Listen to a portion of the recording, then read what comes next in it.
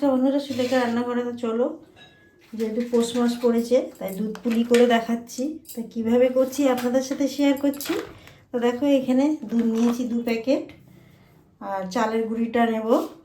চালের গুঁড়িটা নিচ্ছি দেখো এরকম বাটির 2 বাটি, মানে এই 1 বাটি নিয়েছি আর 1 বাটি নেব। তা চালের গুঁড়িটা কীভাবে প্রথম আমি ভেজে নিচ্ছি দেখাচ্ছি আপনাদের। তো চলো, কড়াইটা গরম হয়ে গেছে, এবার আমি চালের গুঁড়িটা দিয়ে দিচ্ছি। দিয়ে 1 বাটি দিয়ে দিলাম, বললাম যে 2 বাটির পিঠে হবে।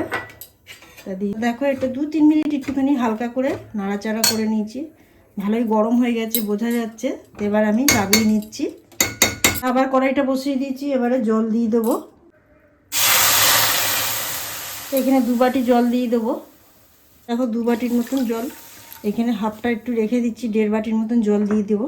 জলটা দেখো উষ্ণ গরম হচ্ছে, চালের গুঁড়িগুলো অল্প অল্প করে দিয়ে নাড়বো।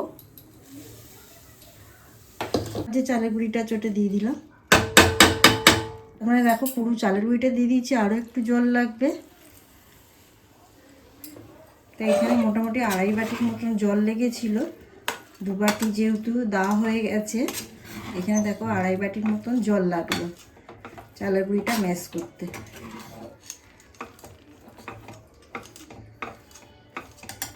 তো দেখো এখানে নারকেলের পুরটা আমি তৈরি করে নিয়েছি, সবাই বানাতে পারে। আর এখানে দেখো আবার এটা ঢাকনা দিয়ে রেখে দিয়েছিলাম, যে গরম অবস্থায় একটু চামচ দিয়ে ভালো করে এটাকে মাখিয়ে নেবো। তো এখনও ভাব উঠছে দেখো, আর সুন্দর ময়মটা হবে। আর ঢাকনা দিয়ে দিয়ে পিঠেটা করব, না তো ফেটে যায় ভীষণ। হাতে একটু তেল মাখিয়ে নিচ্ছি, তেলটা মাখিয়ে নিয়ে ছোট ছোট লেচি করে আমি পিঠেগুলোকে বানাবো। আবার ঢাকনা দিয়ে দিয়ে রাখবো। তো দেখো এরকম করে ছোট ছোট সব বানাবো।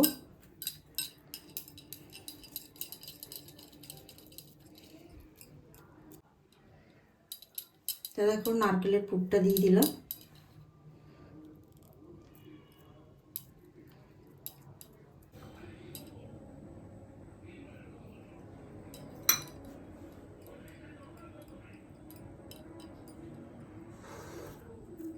সব রেডি হয়ে গেছে, আর এটা লাস্ট দেখিয়ে দিচ্ছি।